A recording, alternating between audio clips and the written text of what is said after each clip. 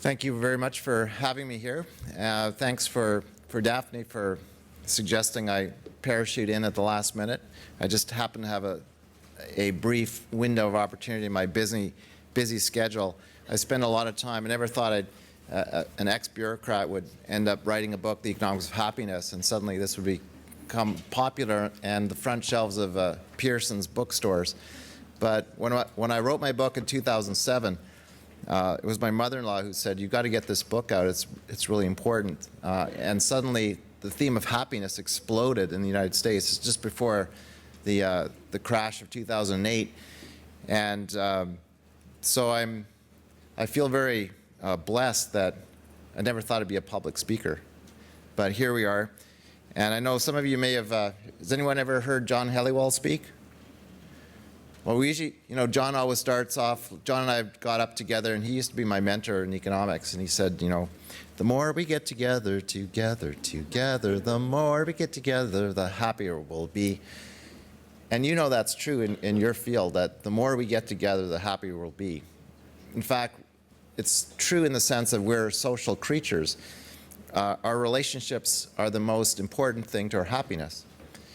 And economists, it truly is a dismal science. It's not even a science. It's more like theology, actually. So sorry for the economists in the room. So there's a sort of fundamental set of beliefs that guide all our decision making. I want to, rarely do I have so few slides, but these slides are photos I've taken over the years, because taking photos to me is a way of taking inventory, of measuring what matters. In fact, the mission of our company, Genuine Wealth, is measuring what matters to well-being. So I'm going to talk about that in this closing session. Over the decades, we've seen a lot of discussions on alternative measures of progress. Daphne talked about the Genuine Progress Indicator.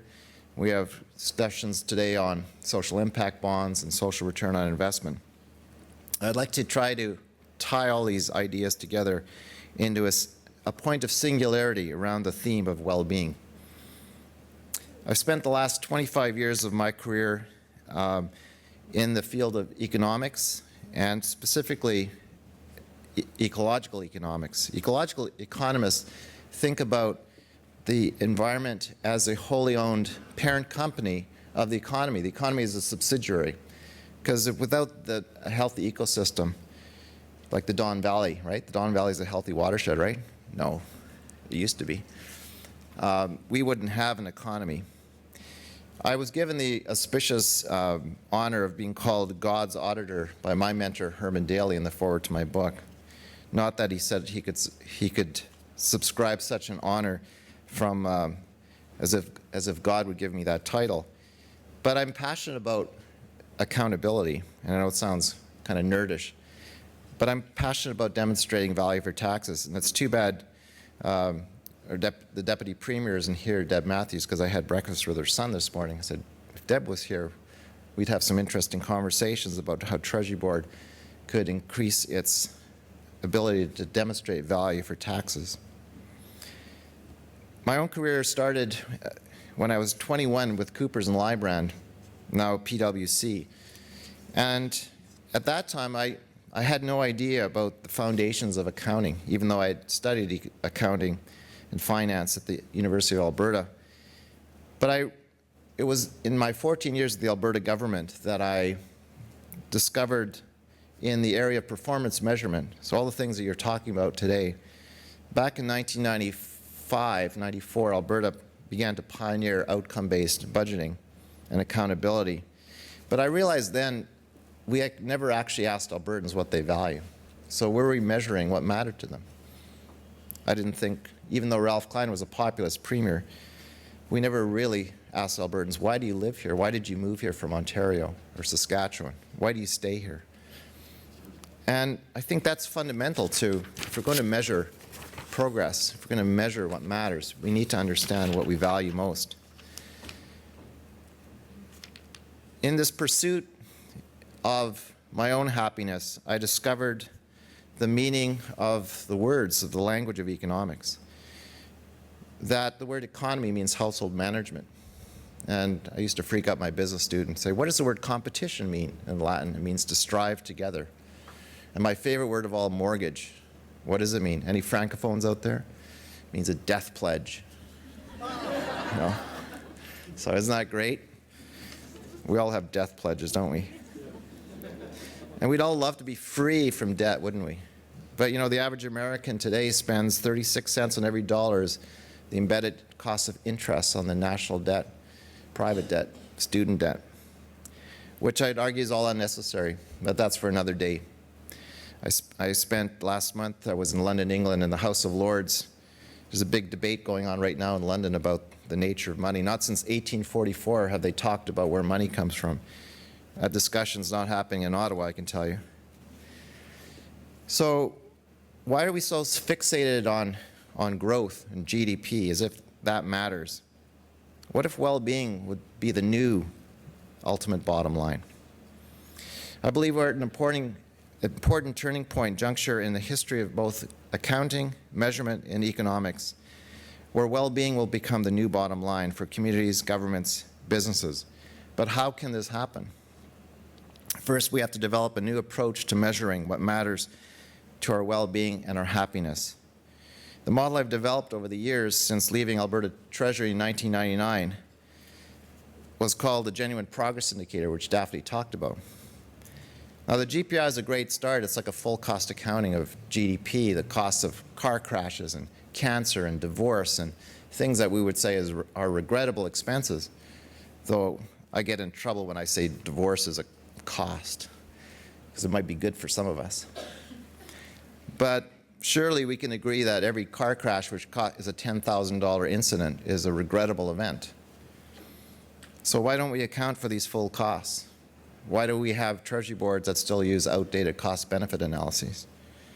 So I realized many years ago, as a government economist, we were failing to measure progress in accordance with what we actually valued most.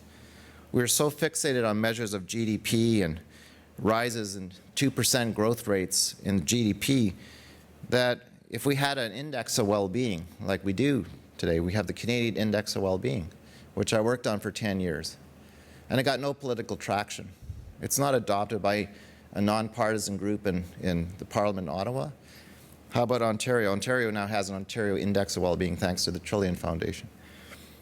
So we needed to have an honest accounting of the costs and the real benefits of our society. You know, there's a lot of things that don't get counted, like the time we spend with our aging parents or our children, or volunteering in the community. In Alberta, that time commitment is about 35% of the economy and goes unaccounted for. What about spiritual well-being? You know, the word happiness. Happiness means well-being of spirit, of your spirit, from the Greek oikoumenia. So how did we lose our way? I realized we had failed to appreciate the real meaning of words like economy, wealth, which means the conditions of well-being. Dan Rubenstein, a good friend of mine, former senior auditor with the Auditor General's Office, taught me about a guy named Luca Pacioli. Luca Pacioli and his friend Leonardo da Vinci developed the double-entry bookkeeping system in 1492. And on my book cover is something called the Fibonacci sequence, the golden mean. So what did Luca, who's a Franciscan, a mathematician, advisor of the Pope, what did he say? First of all, he said, all wealth comes from God. I work a lot with First Nations. They remind me that everything comes from the Creator. If we don't start with an affirmation that everything came from the Creator, then we begin on a faulty footing with accounting. Luca also defined, now Leonardo was just doing the sketches in the back of the book, like he was doodling, like Leonardo did. Luca had to figure out the math. And, you know, anyone in accounting knows that debits equals credit. You have to have balanced entries. Lucas said the first thing a good business person does is take inventory. What does that mean?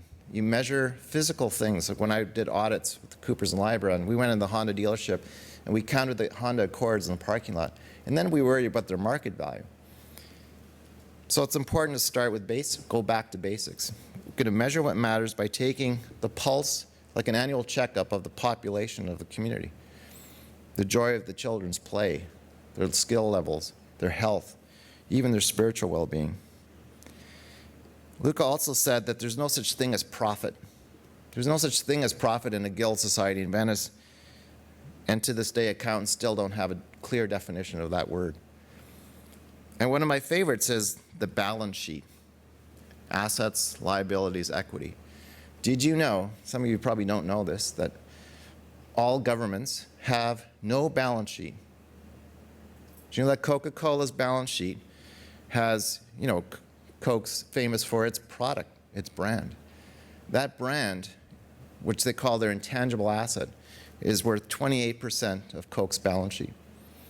Warren Buffett would be very upset if he didn't find a balance sheet for the province of Ontario. But if Deb Matthews was here, she'd get that message from me. It's like, you need a balance sheet. What's the land worth? How much agricultural land do we have? What's the joy of people on the streets of Toronto? Let's do a joy index right now. Let's go walk outside and count the smiles and ask, how come you're not happy? Sometimes I say, it could be that simple, right? I don't need a bunch of numbers and metrics. I came to the conclusion in doing the Alberta Genuine Progress Indicator that we needed not just an alternative to GDP, we needed a wholesale revision of the accounting system in accordance with what Luca and Leonardo had defined 500 years ago. We needed to re-establish that the word wealth comes from a 13th century Old English word meaning the conditions of well-being. That was pretty cool to me. It's not just about financial assets, it's about all the things that contribute to well-being. Is there such a science? Absolutely. Positive psychologists are learning that what contributes most to our happiness are relationships. And the most precious asset of all is trust. And then there's other things like genetics and your upbringing that contribute about 50% to your happiness. And the best news of all, only 10% of your happiness comes from how much money you make and how much education you have. In fact, some economists are saying there's a threshold about $75,000 of household income is when happiness tapers off. And I love, my favorite image is the level of happiness across your life. It's highest up to about puberty, and then you get into junior high and you start getting tested, right? As if you have to spit out, absorbing information, then you got to spit out knowledge, but you don't get any wisdom. So the happiness curve drops, falls, bottoms out around 45 years of age. I figure that's when you've probably paid off your mortgage, but young people won't. And then you crawl out of the, and you ride in the sunset around 75, and then you drop off. So it's a smiley face, right? So first we need to measure what actually matters to our well-being based on the science of well-being. This must require a deeper understanding of what contributes most to our happiness, as I just noted. And it's also about our spiritual well-being. Second, we must ground our accountability system in virtue, the qualities of moral excellence. Thomas Jefferson, who coined the Declaration of Independence, said, "Without virtue, happiness cannot be." Of course, he said, every American is entitled to the life, liberty, and the pursuit of happiness. He didn't say that happiness would be a given outcome. And if happiness is spiritual well-being, most of us will spend our life trying to find that, if we even spend 2 minutes a day in quiet reflection.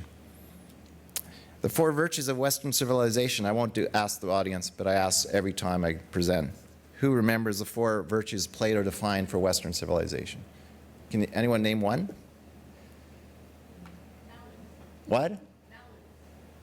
Value? No, balance. Balance. No, not balance. But that's good. Good guess. Love. Truth. Love's a holy virtue. Truth is a holy virtue. There are holy virtues too. Okay, we don't know them. Okay. The Buddhists have all kinds of virtues like right this, right that, right livelihood. So they're moderation or temperance, justice, wisdom, my favorite, courage, right? So how can we, I bet you the Prime Minister doesn't remember them either. That's another issue. He's from Calgary. He's an economist.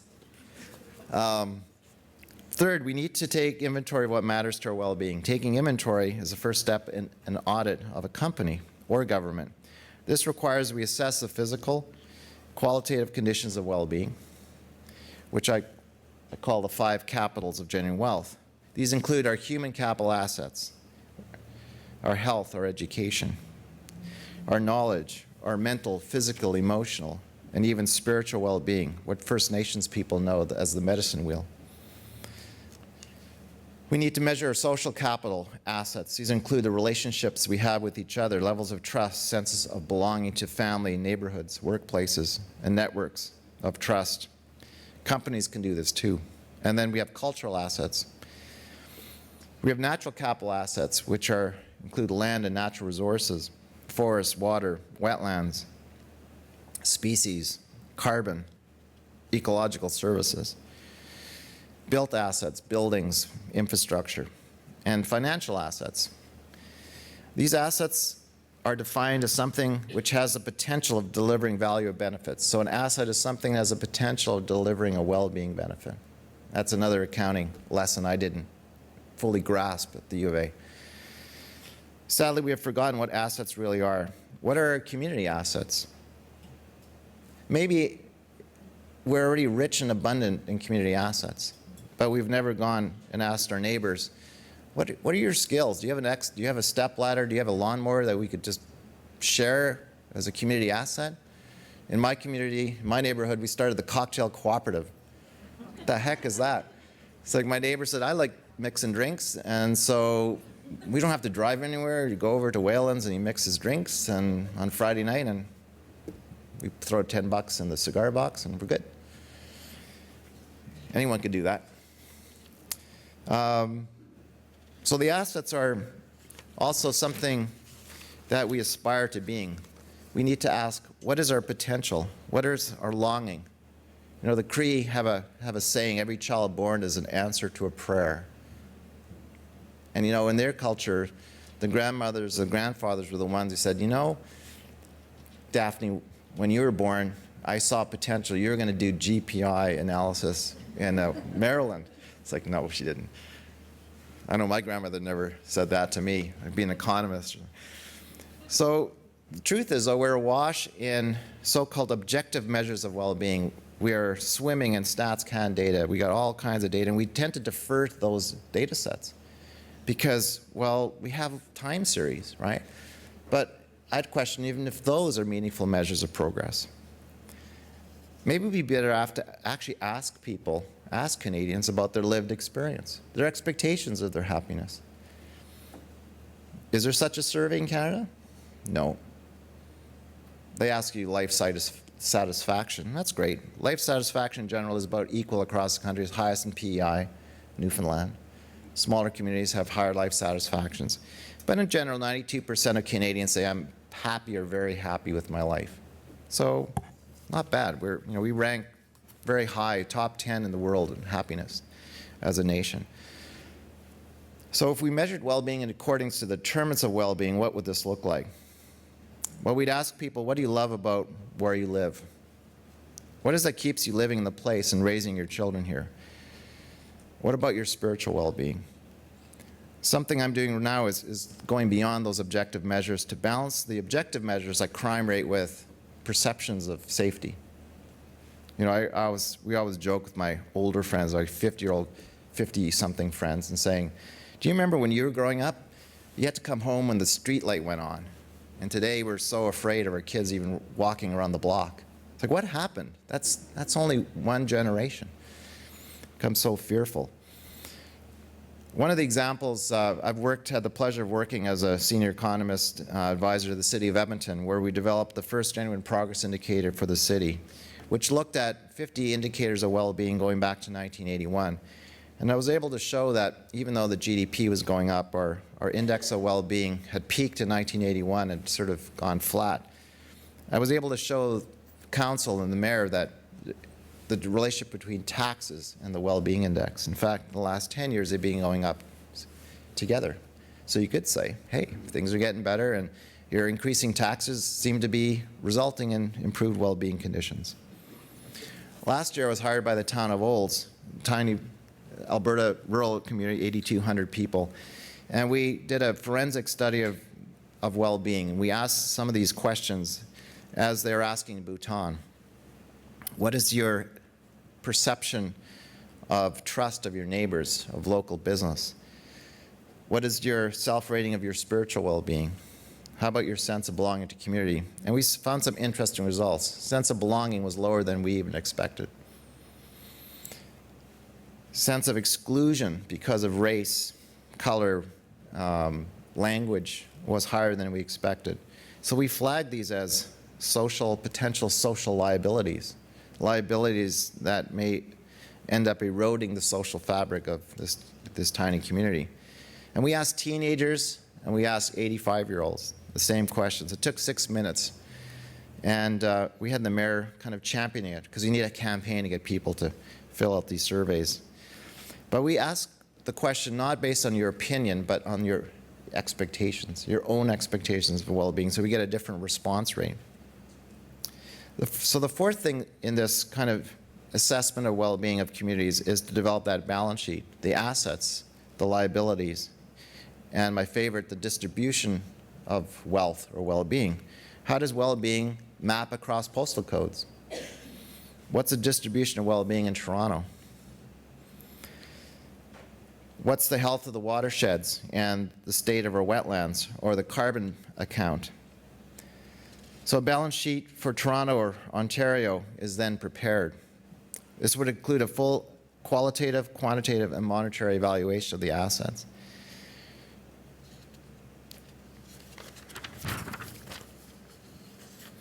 Finally, when we've got this balance sheet prepared and we've written some notes to those financial statements which say, okay, here's what's going on, here's the story, we'd prepare a state of well-being report. Be like an annual checkup.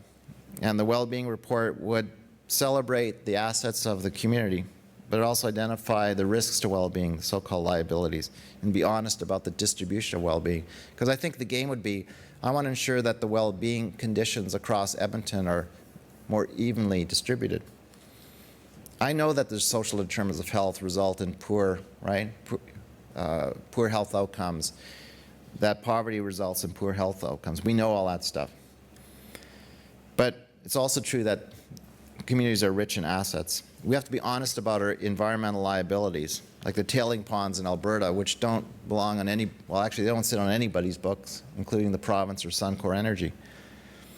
We'd account for the value of strong relationships, of trust, of neighbors. In fact, you can actually put a value on trust. Accountants call it goodwill. But we know that smart companies who have enduring and strong relationships also have a strong and enduring social license to operate. We would go to the final frontier, what I would call a well-being ROI, a well-being return on investment. I know about social return on investment. I've taught that stuff. But what if there was something called a well-being return on investment?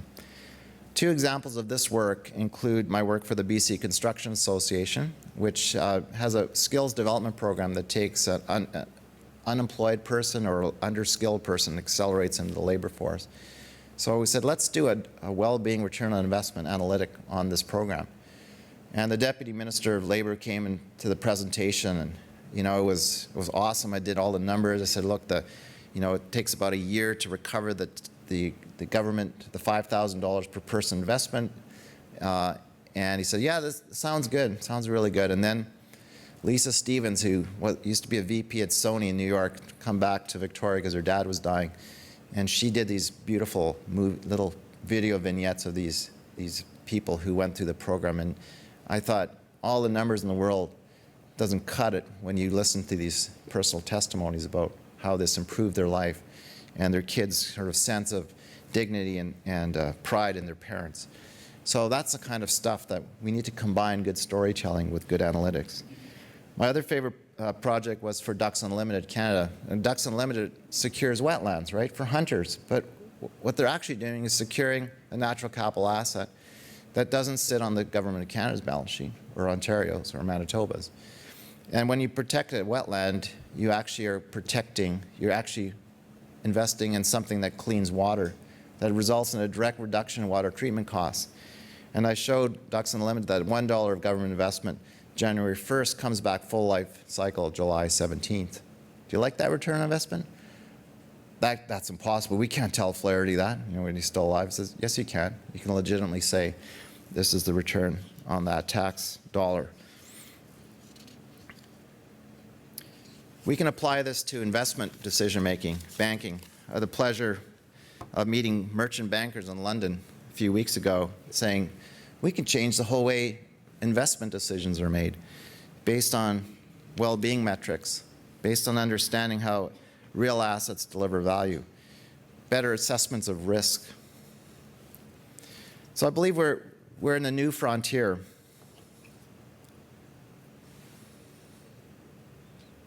Five minutes.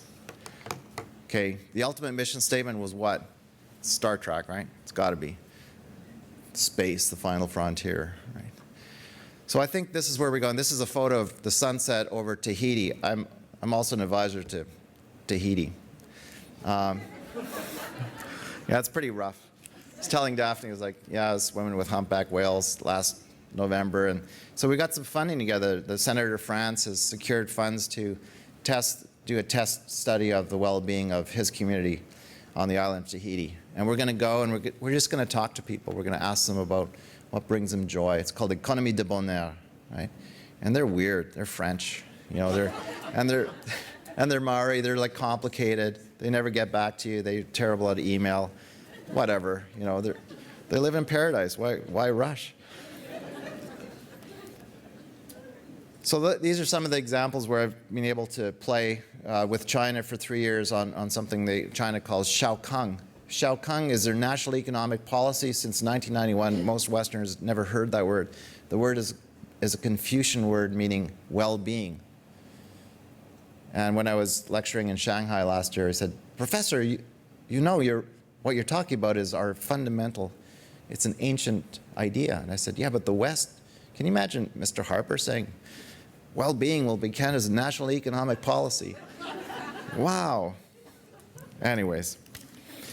So I believe we're in a unique position. At the neighborhood level, I'm very excited to be working with Peter Block and John McKnight. Some of you know his work, the latest work, Abundant Communities. So I'm working with my brother, Howard Lawrence, former retired Baptist minister. He goes, I don't want to be part of the ministry anymore. I want to be in the neighborhood. Church happens on Sunday in my house. So I introduced him to John and Peter. And Howard's now got funding from the city of Edmonton to do 5 community asset assessments in 5 neighborhoods in Edmonton. Going house to house, 80% of residents have voluntarily let someone through their front door to fill out a long sheet. You cannot open a laptop. If you open that laptop, they're done. Just a piece of paper. What are your skills? What are your aspirations? What would you like to do with your buddies down the street if you could play ball hockey next Monday night? And guess what's happening? People are self-organizing. So it's showing us that communities, neighborhoods particularly, are rich in community assets and longing to have relationship. Even businesses are getting into this. G Adventures here in Toronto, Zappos, the happy company. We know from Gallup polls that a huge percentage of workers go to work every day uninspired. And I often ask, do you go home at night going, oh, I can't wait for tomorrow. I can't wait to get back to my government desk the next day because I feel like I'm contributing so much to my world, right? Most of us don't feel that. So in conclusion, I think we're into new and uncharted waters, measuring what matters as possible. I believe we can set our sights practically on this new frontier, and that ultimately we may all one day find genuine happiness. Thank you.